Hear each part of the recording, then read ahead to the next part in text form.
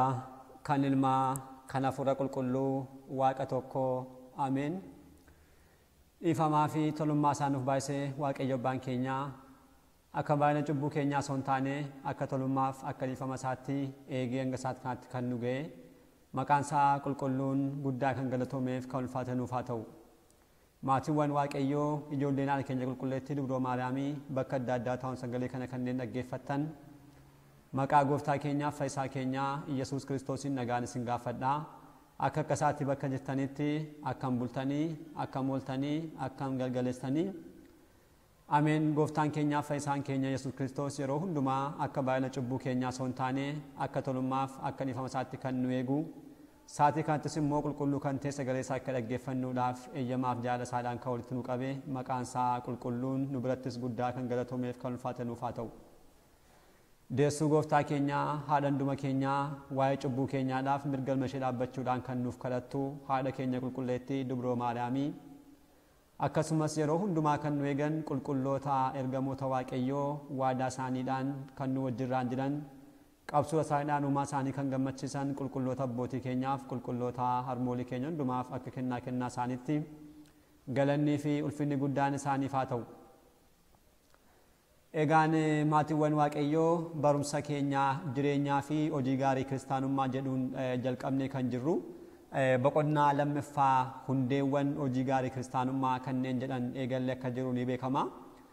Egaan achi jalaa kutaawwan warreen jalqabaa hundeewwan hojii gaarii kiristaanummaa keessaa kutaawwan jalqabaa abboommii kurnan jechuudhaan eegallee yeroowwan darbanii akkuma yaadattan abboommii jalqabaa ana malee waaqa biraa waaqessin jechuudhaan Gooftaan keenya kan kenne sana ilaallee akka turre ni beekama. Kutaawwan lamaan darban keessatti jechaadha. Har'ammoo akka fedhaa fi Waaqayyootti kan eegallu abboommii lammaffaa irraati ka'uudhaan amma isaatiin keenya nuuf eeyyame kan barannu ta'a jechuudha. Egaan yeroo darbe akkuma kaasne abboommiin lammaffaan maqaa Waaqayyoo uumaa keetii akkasumaan Waamin kan jedhudha. Maqaa Waaqayyoo uumaa keetii akkasumaan Waamin kan jedhudha. Egaan kun kan jiru seera ba'uu boqonnaa 20 lakkoofsa 7 bakka taa'ee kan jiru jechuudha.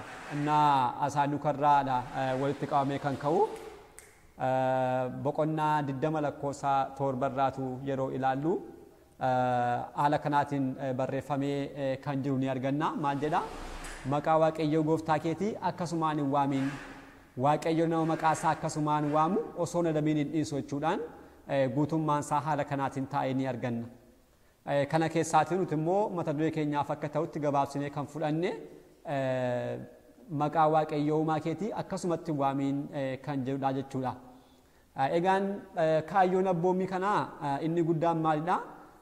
Maqaa Waaqayyoo galateeffachuudhaa fi akkasumas bakka barbaachisuutiin alatti dubbii keenya hundumaa keessatti waamuu akka hin qabne akeekkachiisuufidha. Egaan maqaan Waaqayyoo qulqulluudha. Maqaa isaa kanammoo bakka barbaachisuun alatti calluma jennee dubbii keenya hundumaa keessatti guyyaa hundumaa wanta hojjennu keessatti wanta dubbannu hundumaa keessatti maqaa Waaqayyoo kaasuu akka hin qabne. Maqaa Waaqayyoo qulqulluudha. Bakka qulqulluun taanetti ka'uu wanta hin qabneedhaaf kana akeekkachiisuudhaaf Waaqayyoo kan kennedha jechuudha. Kanaafuu barumsa kanaan kan ilaallu maalidha? Jalqaba maqaa Waaqayyoo maalidha? Maqamtu Waaqayyoo jechuun maal akka ta'e. Kanaa booda immoo maqaawwan Waaqayyoo bakka kamitti waamamuu hin qabanii akkasumas immoo bakka kamitti immoo waamuu dandeenya kan jedhu qabxiiwwan kana sadan barumsa kanaan kan ilaalludha kan ta'u jechuudha. Kan jalqabaa maqaa Waaqayyoo kan jedhudha. Maqaa jechuun egaa salphaadhumatti gaafa hiiknu waan tokko kan biraarraatii adda bahuudhaan kan ittiin beekamu akkasumas immoo kan ittiin waamamu jechuudha. Wantoonni baay'een ni jiraatu isaan keessaa waan tokkodhaaf maqaa laannee isaan kaanirraatii adda kan ittiin baasnu jechuudha. Maqaa Waaqayyoo yeroo jennu garuu isa kanarraatu adda ta'ee arganna. Maaliif? Maqaan Waaqayyoo Waaqayyo Gooftaan keenya kan inni ittiin beekamu qofa osoo hin taane maqaan kun humna kan qabudha. Wanta barbaade raawwachuu kan danda'udha. Qulqulluu kan ta'edha.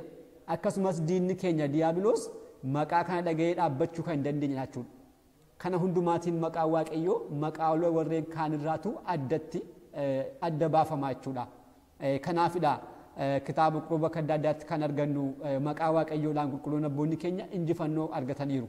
Fakkeenyaaf tokko kaasuudhaaf yoo barbaase mooticha Daawitii yoo fudhanne Daawit Gooliyaadiin lola eegaluu isaatiin dura maal jedhee ture maqaa waaqayyoon sitti dhufaa jechuudhaan maqaa waaqayyoo qabatee seenee jechuudha. Kana booda namoonni baay'een sodaachaa kan turan namicha kana mo'achuu danda'eera jechuudha. Akkasumallee ogeessichi Salamoon maal jedheera maqaa waaqayyoo gimbii jabaataadha jechuudhaan kaaseera. Maqaa waaqayyoo gimbii jabaataadha. Walumaa galatti kun kitaaba fakkeenyaa boqonnaa 18 lakkoofsa 10tti ni arganna. Walumaa galatti maqaan waaqayyoo egaa waaqayyoo kan ittiin waamnu waaqayyo kan inni ittiin ibsamu qofa osoo hin taane maqaan kun isaan kaanirraa addatti maqaa hojjechuu danda'udha. Maqaa waaqayyoo waammanneennaan diinni keenya diiyaabiloos nu cinaan dhaabbatu. Kanaafidha bakka maqaa waaqayyoo dhaamutti diiyaabiloos kan hollatu jechuudha. Iyyuudhaan kan inni ba'u kanaafidha.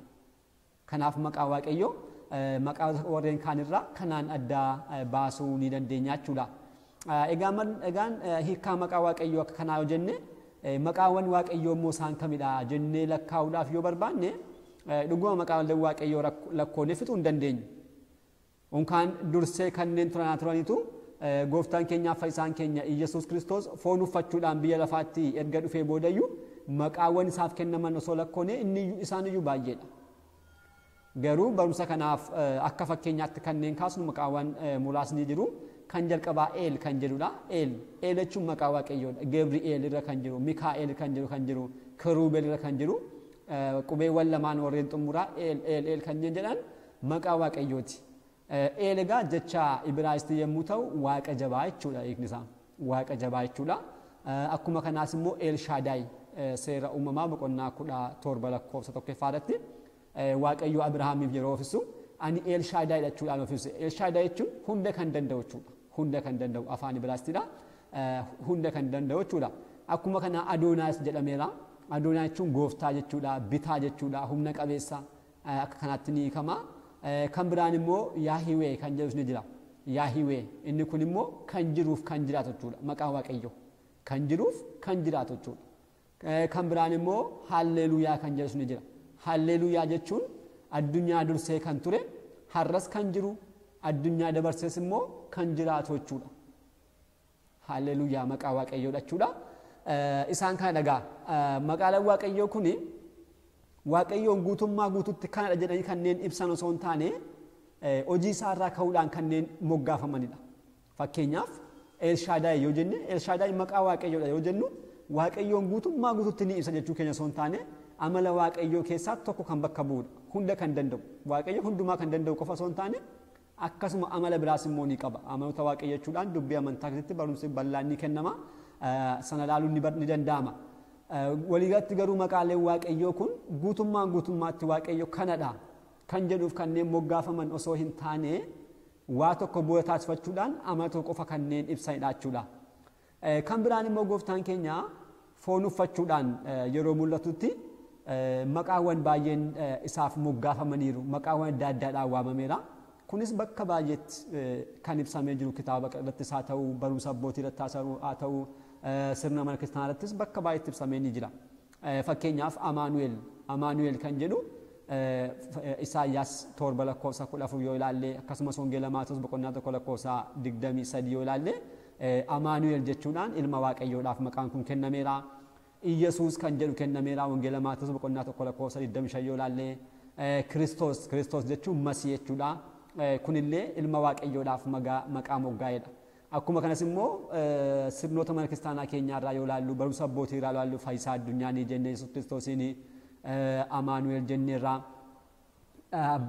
ifa ni jenna nyaata jireenyaa ni jenna dhugaatii jireenyaa ni jenna abbaa bara baraa ni jenna maqaawwan lakkaa'amanii hin dhuman jechuudha. Walumaa galatti maqaawwan kun amalummaa waaqayyoo irraa ka'uudhaan kanneen moggaafaman akka ta'an kanallee asumaan hubachuun barbaachisaadha jechuudha. Egaan waa'ee maqaa waaqayyoo amma kana yoo jenne maqaa waaqayyoo kun akkamidha yoo jennu ilaallu immoo maqaa waaqayyoo qulqulluudha. Maqaawwan amma tarreessine kun hundumtu qulqulluudha. Namni yookiin wanti tokko maqaa nuti ittiin waamamnu guyyaarraa unkaan maqaan sun hafee nuti mataan keenya qulqulluu miti. Qulqullummaadhaan kan waamne taane qulqullummaa keenya dhabneerra maqaan keenyas akkuma sanaa qulqulluu miti jechuudha. Kan waaqayyoo garuu maqaan isaa qulqulluudha. Maqaa waaqayyoo dhuguma qulqulluu ta'uu isaa kitaabni qulqulluun bakka baay'eetti dubbatee ni arganna. Fakkeenyaaf yoo ilaalle wangeela Luqaas boqonnaa 1 lakkoofsa 49 faadatti qulqulleettiin dubroo maadaamiin haati keenya yeroo faarfattumaa jettetti innis wanta guddaa naaf taasiseera maqaan isaas maalidha qulqulluudha jechuudhaan dubbattetti maqaan isaas qulqulluudha jechuudhaan dhuguma maqaan Waaqayyoo qulqulluu ta'uusaa dubroo maadaamii haati keenya dubbattetti jechuudha. Akkuma kanaas immoo mootichi Daawit dursee faarsaa 110 lakkoofsa 9 afaan Oromoo kan dubbisnu ta'e immoo faarsaa 111 irratti ni arganna. Maqaan isaa kan qulqullaa'eef kan sodaatamedha jechuudhaan innis faarfateera. Maqaan isaa kan qulqullaa'eef kan sodaatamedha jechuun faarfateera. Egaan kun kallattii maammaan nu agarsiisu jechuun kitaaba qulqulluu kun dhuguma maqaa Waaqayyoo qulqulluu ta'uusaa kanneen nu agarsiisan jechuudha. Egaan maqaa Waaqayyoo qulqulluu yoo ta'e maqaa Waaqayyoo kana akkamitti itti fayyadamuu dandeenya? Akkamitti waamuu dandeenya kan jedhu immoo sirriitti ilaalamuu kan qabudha. Kaayyoon barumsa kanaa inni guddaan maalidha? Maqaa Waaqayyoo uumaa keetii, maqaa Waaqayyoo Gooftaa keetii akka barbaadetti beekantu, akka barbaadetti hin waamin kan jedhu waan ta'eef maqaa Waaqayyoo kana akkamitti waamuu qabna, akkamitti immoo waamuu hin qabnu, yeroowwan akkam akkamii waamuu qabna, yeroowwan akkam akkamii, bakkeewwan akkam akkamitti immoo waamuu hin qabnu kan jedhu adda baasnee beekuun nu barbaachisa jechuudha. Kana barumsa kanarraati barachuu kan qabnu ni guddaan. Kanaafuu kan taasisnee kan ilaallu bakkeewwan yookiin yeroowwan maqaan Waaqayyoo itti waamamuu hin dandeenye yookiin immoo hin qabne maqaa Waaqayyoo bakkeewwan itti kaasuu hin dandeenye bakka itti dhorkame jechuudha. Barumsa har'aatiin baranne bakkeewwan maqaan Waaqayyoo itti waamuudhaaf eeyyamamu immoo akka fedha Waaqayyootti Kutaa nutti barumsa keenyaan kan itti deemnu ta'a. Egaan akkuma jalqaba dubbachuudhaaf yaalle egaa maqaan Waaqayyoo qulqulluudha. Qulqulluudha. Qulqulluu kan ta'e kana immoo maqaa isaa kana jechuudha bakkeewwan xuraa'oo ta'anitti akkasumas immoo bakkeewwan maqaa isaadhaaf hin taanetti waamuun dhorkaadha jechuudha. Maaliif inni qulqulluu waan ta'eedhaaf qulqulluu kan ta'e kana immoo fuudhanii xuraawaa bakka hin taanetti kaasuun achitti waamuun cubbuutti nama galchaa jechuudha. Cubbuun isaa kun cubbuu guddaadha. Akkuma jalqaba ilaaluudhaaf yaalle Waaqayyo nama maqaa isaa akkasitti callumadee kaasu osoo hin adabin waan tan dhisneef adabbii guddaa ni fidaa jechuudha. Kanaafuu dhuguma maqaa Waaqayyoodhaaf kabaja laachuudhaaf maal taasisuu qabna? Jalqaba bakkeewwan itti maqaan Waaqayyoo waamamuu hin qabne beekuu qabna jechuudha. Bakkeewwan kun muraasa isaanii asitti kaa'inyeerraa barumsa kanaan muraasa isaanii ni ilaalla. Kan jalqabaa maqaa Waaqayyoon kakachuun sirrii miti. Kakachuu yeroo jalqabnu maqaa Waaqayyoo waamnee kakachuun sirrii miti. Waa'ee kakuu gara fuulduraatti abboommiiwwan Gooftaa keenyaa warreen kakuu haaraa keessaatu keessumattuu seerota wangeelaa kanneen jedhaman ja'an keessatti bal'inaan kan itti deemu ta'a. Kakuun sirriidha moo sirrii miti kan jedhu achitti kaasa. Garuu ammasitti kan ilaallu maqaa Waaqayyoodhaan kakachuun kun maali kan jedhu kan ilaallu ta'a jechuudha. Kakuun yookiin kakachuun waan dubbannu yookiin immoo waan hojjennu tokko dhugaa ta'uu isaa mirkaneessuudhaaf yookiin immoo waan abdii kennineef kan ta'e tokko akka raawwannuudhaaf Waaqayyoon akka ragaatti waamuudha. Egaan inni sun dhugaa isaa ta'u soba isaa ta'u garuu maal taasisuudha? Waaqayyoo fidanii keessa galchuudha jechuudha. Sana keessa kan inni jiru egaa tarii dhugaa ta'uu danda'a. Darbee immoo baay'een isaa yeroo baay'ee kan dhufu soba ta'uudhaan kan argamudha. Kanaaf keessumattuu kakuu dhimma maalummaan isaa hin beekamne keessa qulqulluu kan ta'e Waaqayyoon itti dabaluudhaaf maqaa isaa waamuun akkasumas maqaa isaa salphisuu akka ta'e beekuudhaan yeroo hundumaa mataa keenya kanarraatii of qusachuu qabna jechuudha. Maqaa Waaqayyoo dhimma guyyaa har'aa dhugaatti fokkaatennaan gara fuulduraatti wanta tokkodhaaf yookiin kakuu tokko raawwachuudhaaf kakachuudhaaf maqaa Waaqayyoo kaasuun gonkuma kan hin eeyyamamne dhorkaa kan ta'e dudduubni isaas immoo cubbuu guddaa kan hordofsiisudha. Gooftaan keenya Yesuus Kiristoos maqaa isaadhaan kakachuullee osoo hin taane tasuma kakuun akka hin barbaachisne kakachuu akka hin qabne nu barsiiseera. Isa kana gara fuulduraatti kan itti deebinu yoo ta'e illee asitti caqasaa kaasuudhaaf immoo ni dandeenya. Wangeela Maatewos boqonnaa 5 lakkoofsa 33 kaasnee amma 37tti yoo dubbisne jecha Gooftaa keenyaa kallattii maan ni arganna. Akkasumas immoo duuka bu'aan isaa qulqullichi Yaaqoob erqaasaa boqonnaa 5 lakkoofsa 12ffaattis kaasuudhaaf yaaleera. Innis kaasachatti achirraallee yoo dubbisne ni arganna. Samiittis lafattis magaalaa guddoo Yerusaalemittis mataa keenyattis immoo kakachuu akka hin dandeenye jechaadha. Dhugaa yoo ta'e dhugaa soba yoo ta'e garuu soba jechuudhaan dubbii kana xumuruu dandeenya. Dubbii dubbannu keessatti maqaa waaqayyootti dabaluudhaan kun akkasidha eeyyeen jennee maqaa waaqayyoo keessa tarreessuun hin barbaachisu. Kan dhugaa ta'e dhugaa, kan soba ta'e garuu soba jennee dhiisuun dubbii gabaabsa kun. Kanaafuu haala kanaatiin fayyadamuu qabna. Gooftaan keenyas immoo kan inni dubbate kanumadha jechuudha. Kanaafuu wanta dubbannu dhugaa ta'uu isaa mirkaneessuudhaaf salphaadhumatti maqaa waaqayyoo akkasumas maqaa qulqulloota adda addaa kaasanii kakachuun cubbuu ta'uu isaa barumsa kanaan kan jalqabaa hubachuu qabna jechuudha.